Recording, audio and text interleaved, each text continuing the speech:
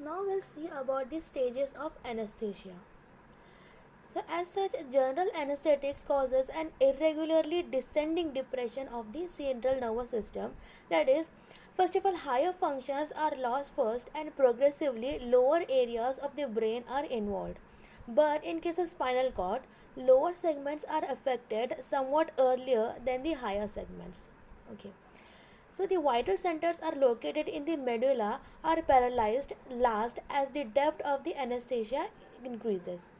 So as such, these stages of anesthesia were described by Gödel and said to be Gödel's signs when he was testing the anesthesia property of ether.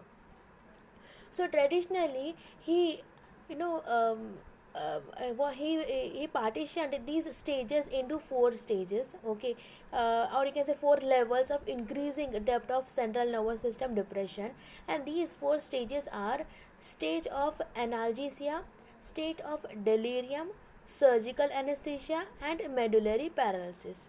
See, surgical anesthesia again have got four planes, so we'll see these stages one by one. First of all, coming to the state of analgesia.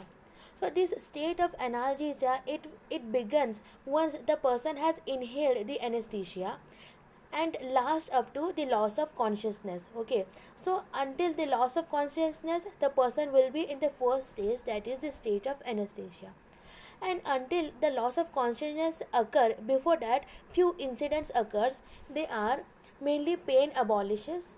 Okay, so there won't be any pain after completion of this first stage. So before loss of consciousness, the pain sensation will be lost. Apart from this, the patient remain conscious. He can hear and see. Okay, the consciousness will be there, and along with that consciousness there won't be any pain. Okay, but the person feels dream like state. Amnesia develops by the end of this stage.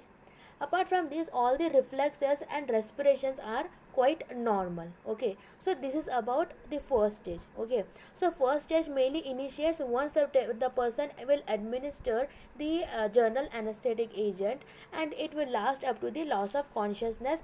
And during this stage, few incidents occurs, like there won't be any pain, consciousness will be there, but the person feels like a dream like condition. Amnesia start developing by the end of this stage, and lastly, reflexes and all the respiration will be normal. Okay, so these are the five things that happens in the first stage. Next we'll see about the second stage, that is the state of delirium. Okay, so the stage of delirium starts once the consciousness has been lost, and it lasts up to the beginning or the onset of the regular respiration. Okay, now when I'm saying up to the beginning of the regular respiration, means during this stage there will be some problem with the respiration. Okay, so the incidents that you will come across here will be, there will be excitement seen. That means the patient may shout, struggle, and hold his breath. Okay, so a muscle tone increases. The person will try to tightly close his jaws. Even the breathing becomes jerky. Vomiting may occur, and there will be involuntary urination and even defecation. Regarding heart rate and blood pressure, it will increase. Okay, and even pupil dilates due to sympathetic stimulation. Okay, so these are sympathetic stimulation, increase in the heart rate, increase in the blood pressure, and pupil dilation. These all are sympathetic stimulation. Now why sympathetic stimulation? Because the person will be under some kind of excitement stage. That means the person will feel that it is an some kind of emergency condition. And what happens during emergency condition?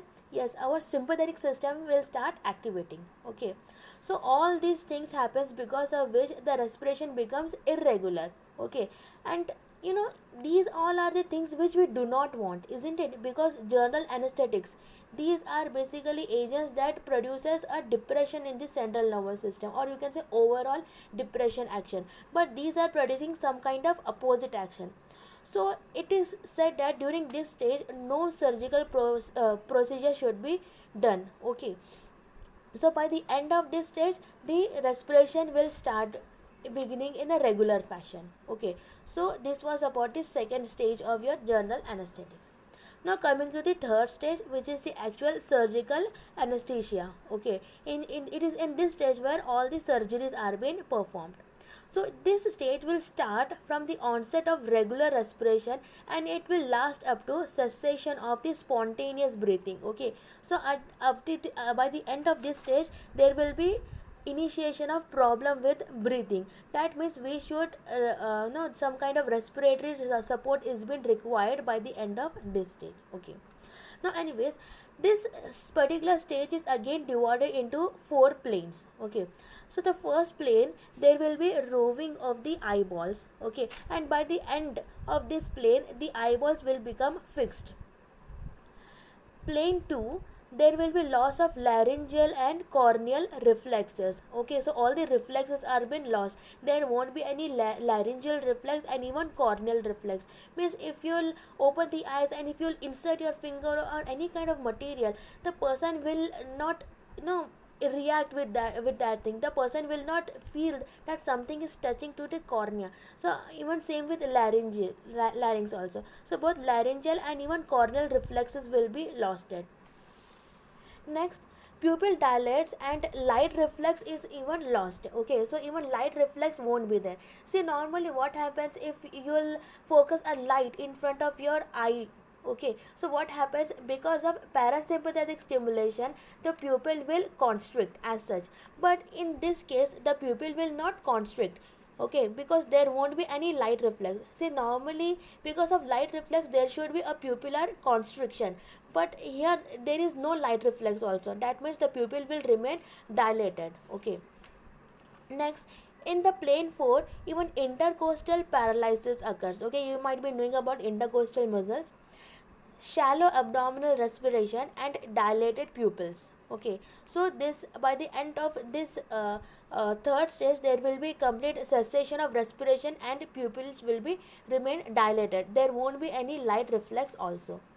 Next, coming to the last stage, that is the medullary paralysis.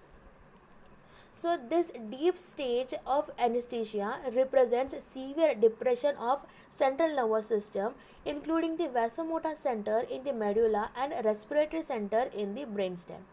So without circulatory and respiratory support, death would rapidly occur.